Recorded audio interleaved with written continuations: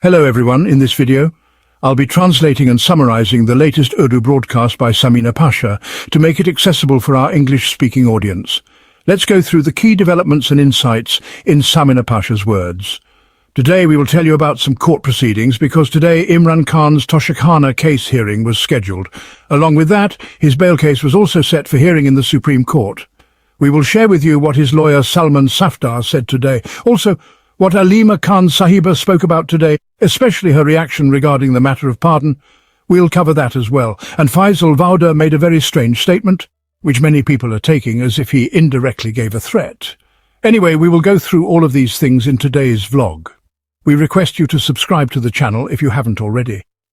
So, first let's talk about Fisel Va, who in a program yesterday mentioned that Imran Khan's sons, Qasim Khan and Sulaiman Khan, should not come to Pakistan. He expressed fear that if they come here they might be trapped, they might face harm, and he even suggested that this harm could come from PTI's so-called current leadership. He said their lives could also be at risk.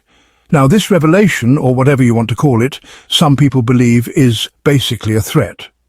This is part of the same chain of warnings where earlier Qasim and Sulaiman were told that if they came, they would be arrested. Then, when this news spread internationally, the statement was refined. It was said that if they participated in protests, only then they might be arrested. And now ultimately they're being told that even PTI's own leadership could, God forbid, cause them harm and endanger their lives. So, they're being advised not to come. This shows that if Qasim and Sulaiman really intend to come to Pakistan to meet their father, it is true that this regime is worried about it. That is why obstacles are being created again and again. Instead of welcoming them as is their right, excuses are made.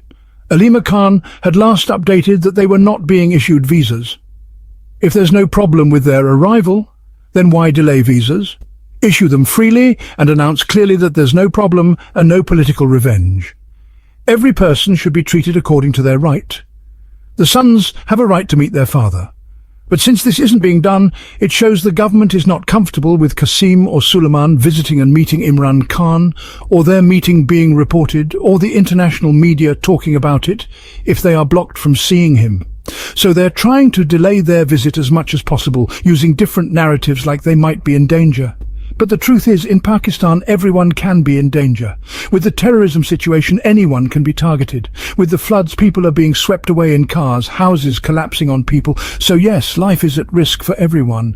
Ultimately, when the final moment of one's life is written by God, that's when it comes. But in Pakistan, one can't claim absolute safety. However, the danger being highlighted here is when circumstances at the state level are unfavorable. These are the kinds of threats that Shahid Benazir Bhutto also faced, the same ones Imran Khan faces, even when he was outside jail, and still now inside jail. So, Fisel Va's statement will not be taken lightly by many. People will ask, why was this said? But in my view, it's just another statement like the earlier ones. We'll arrest them and so on. Right now, their visit doesn't even look feasible. And if they did come, they would not be moving around like ordinary people. Definitely proper security arrangements would be made, both by the Khyber Pakhtunkhwa government and the federal government. It's not that simple to let the sons of Jemima Khan, the sons of Imran Khan, who come from an influential family abroad, just wander into danger. The state would be responsible for ensuring their protection. Moving on.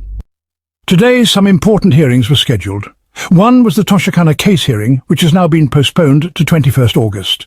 This time, not a very long date was given. The hearing was supposed to happen in Adiala jail, but it was announced beforehand that it would not take place.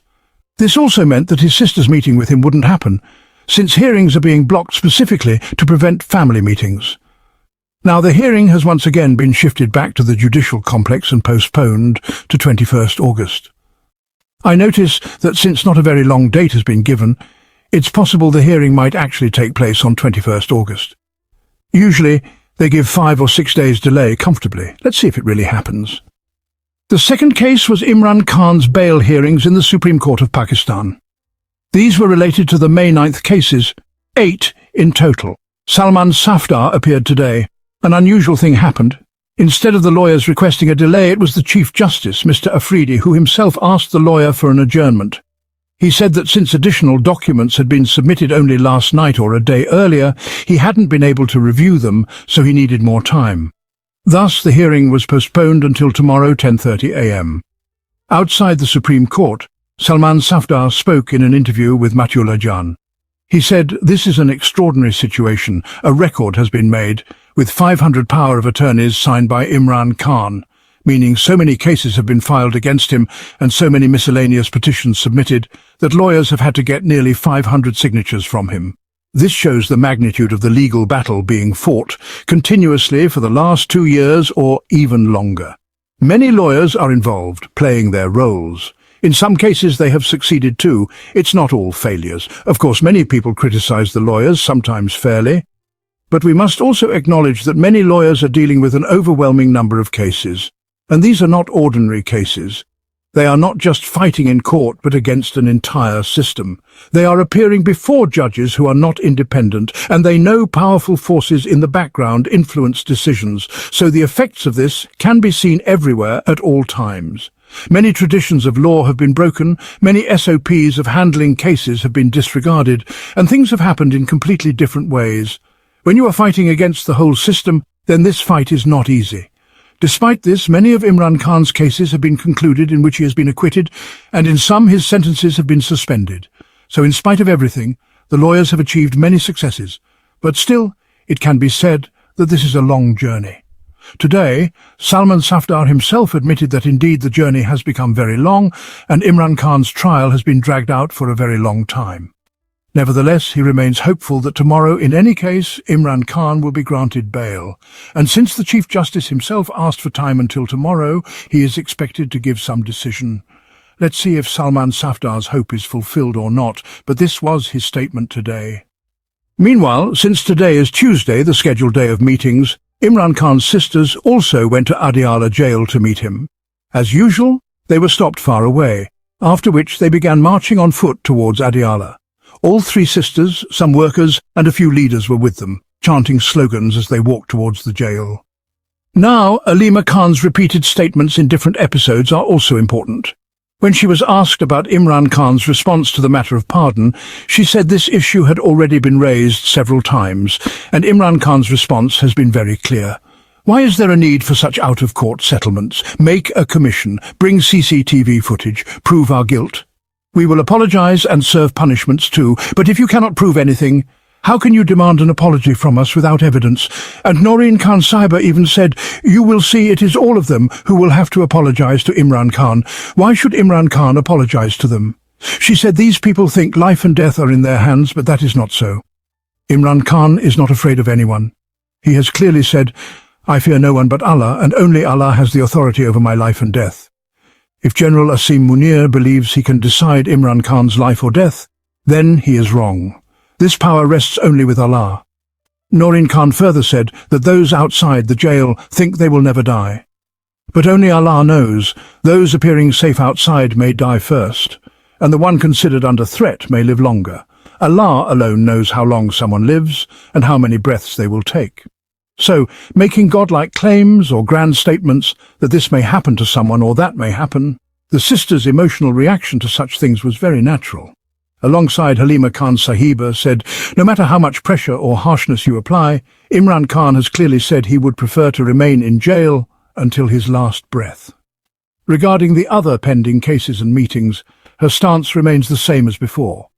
The way Imran Khan has been put in complete isolation is unacceptable. She said if today again they are not allowed to meet him, then they will stage a sit-in right there. Alima Khan also revealed that she always discourages workers from coming, because authorities then mistreat them. Last time, even some underage boys were arrested. She said authorities told them, if you don't leave, we won't release these kids. If you disperse and go home, then we'll release them. And indeed, that's what happened. Once Alima left, the children and others were released. So, today again the possibility of a meeting seems very low, but Alima Khan said again today, we cannot abandon our brother without a struggle. We will make every effort to meet him. If we have to sit here, we will sit, but we will not leave. If a meeting does happen, then obviously people are waiting for his opinion on 2 or 3 issues. First, this matter of pardon, where he would surely give a response. Second, regarding future protests, he might give guidance. And third, some key party decisions, such as whether or not to participate in by-elections. On that, Imran Khan has already given a clear instruction, which Alma Khan repeated today. But it seems the party is not satisfied. They want to meet him in person and present their point of view, hoping he may reconsider. But since there has been no meeting, not even between him and his lawyers, nothing new has reached him. So for now, the only standing instruction seems to be PTI should not contest the by-elections where candidates are being disqualified, but on other matters too, his opinion could still come if a meeting takes place, which for now looks unlikely. Meanwhile, Rana Sanaullah spoke to the media today, saying that no one is being politically victimized. According to him, the punishments being given are genuine, based on merit, and when punishments happen, then naturally disqualification follows. So this cannot be called political victimization, it is simply punishment for crimes committed. Now, this is very interesting because whenever injustice happens to them, political leaders call it victimization. For example, PMLN still considers Nawaz Sharif's plane hijacking case as political revenge. They even see their corruption cases like the Avonfield Apartments, Panama scandal and others as politically motivated. But when it comes to Imran Khan's sisters, or Dr. Yasmin Rashid, an elderly doctor in her mid-70s, a cancer patient who has served the nation when she is sentenced under terrorism charges and disqualified, Rana Sanaullah claims this is not political revenge but a genuine decision, that she truly is a terrorist who participated in arson. Similarly, Ijaz Chowdhury, a 75-year-old senator with heart disease, is also, according to them, a terrorist. And all those others, some of whom weren't even present at the incidents, some who only raised slogans, are all being labelled terrorists. So Rana Sanaullah's stance is that all these people are not victims of political revenge, but are genuine terrorists being rightly punished. This is the political hypocrisy because of which your democracy and your system never flourish. When injustice happens to you, you call it injustice. But when you hold power and your opponents are crushed, you cannot speak the truth and admit wrong is being done. This hypocrisy strengthens the corrupt and rotten system, and when the establishment finds such yes-men and followers who become its hands, feet, eyes and ears, then the establishment becomes intoxicated with absolute power, believing it faces no problem, since in every era, people are ready to support it. And so this story continues, a cycle that keeps going on. For how long? Let's see. That wraps up our translation of Samina Pasha's video. I hope this English version helped you understand her message better. Please like, share and subscribe to Awami Lens to help our community grow. Don't forget to leave a comment below and let me know what you thought of this effort.